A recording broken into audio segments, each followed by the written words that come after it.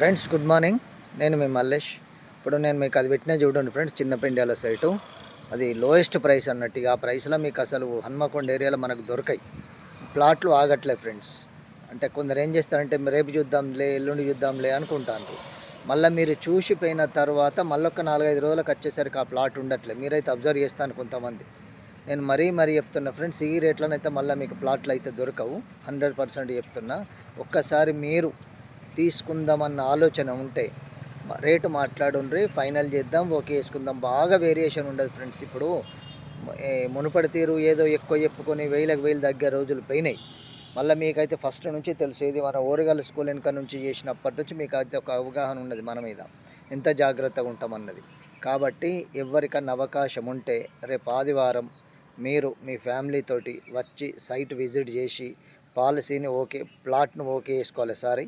ప్లాట్ను ఓకే చేసుకొని మంచి నిర్ణయం తీసుకుంటారని ఆశిస్తున్నా. Thank you.